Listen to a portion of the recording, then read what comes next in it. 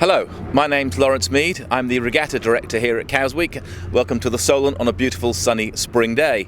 Last year we introduced a club cruiser division to Cowsweek's Regatta. It's a great format. We've split the cruising boats into two performance cruisers, self-explanatory. A modern cruiser racer has a bulb keel, often has exotic sails, and that has slightly meant that the club cruiser area has been a little bit overtaken by technology. So we were delighted with the Cruising Association to launch the Club Cruiser division.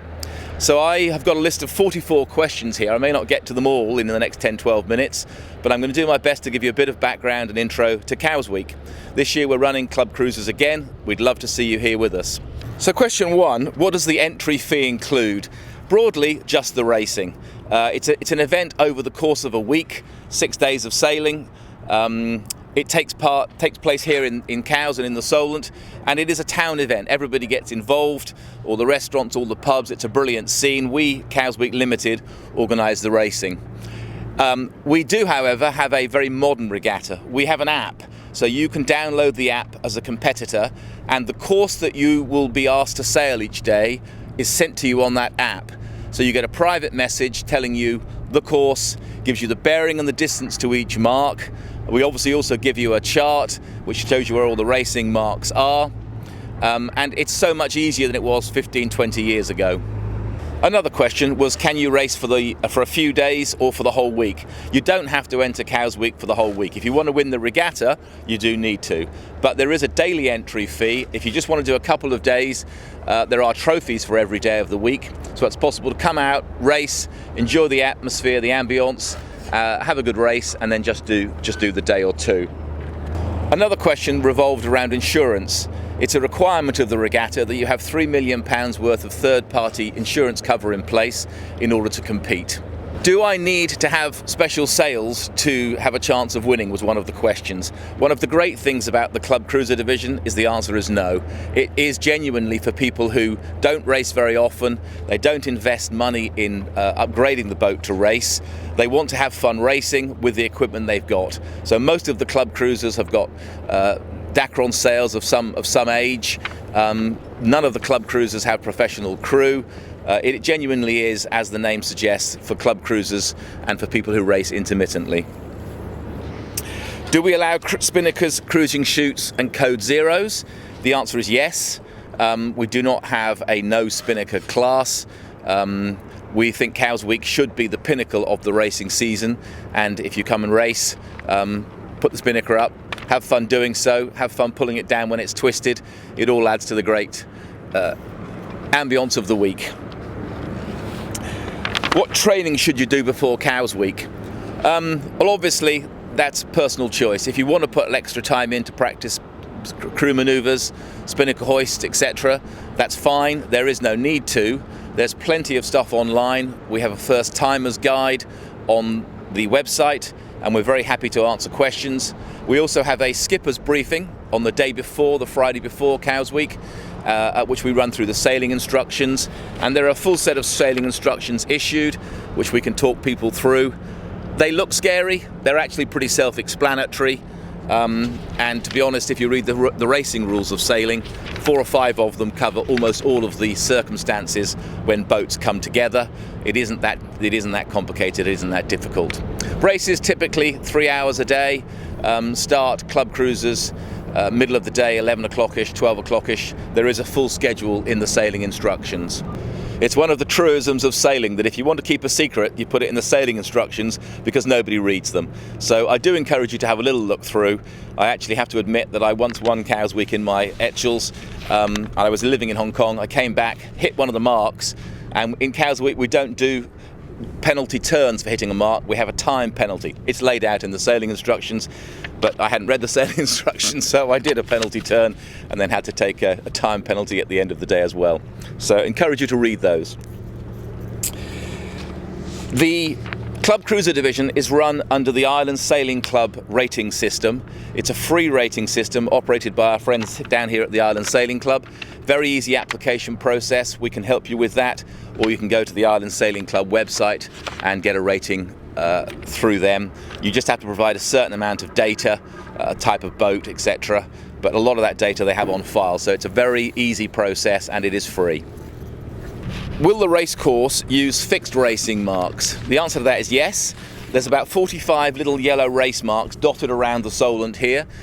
Each day we have a team of course setters using a computerized system, and they will set a course for all of the different classes, bearing in mind the wind and tide of the day, and then that course will be sent to you. There is a chart that we provide. It can be a little daunting when you think about the number of boats going around all the different buoys in the Solent, but it actually works out fine. You may have to put somebody in charge of navigation, however. Starting sequence. Most of the starts are now back here at the Royal Yacht Squadron. It's very easy. Come out of the Medina River behind us, down to the start line. The time of the start for the club cruisers will be in the sailing instructions. And the starting sequence is a 5-minute gun, a 4-minute gun, a 1-minute gun, and then you go.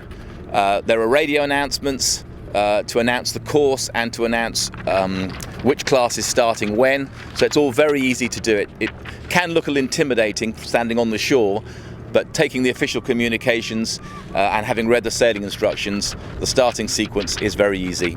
In terms of where to berth, there are plenty of opportunities to berth here in the Medina River.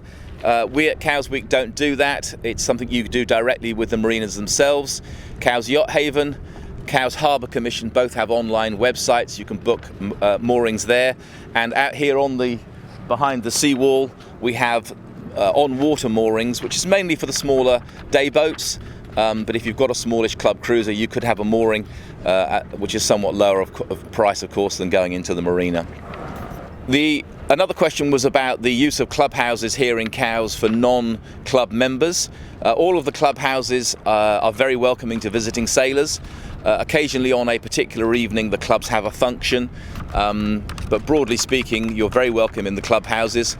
And this year we have a new open house arrangement with the clubs, so that on a particular night each one of the clubs is offering open house to competitors as a way of trying to bring people together after racing. We also have, of course, a full social scene here on the parade behind us, where the Regatta Village is, and down at the Yacht Haven there is also a competitors bar for enjoying socialising after racing each day. At Cowes Week we have some of the most advanced technology for running a regatta in the world. One of our pieces of tech is an app, and that app is the place where each race day you will confirm to the race committee that you are or are not racing. That sounds a little confusing, but it is a very easy process so that we know who's racing each day. Prior to the regatta, you are asked to fill in a crew form, including next of kin details, which is lodged with our office here in Cowes, so that we know who's on the boat each day.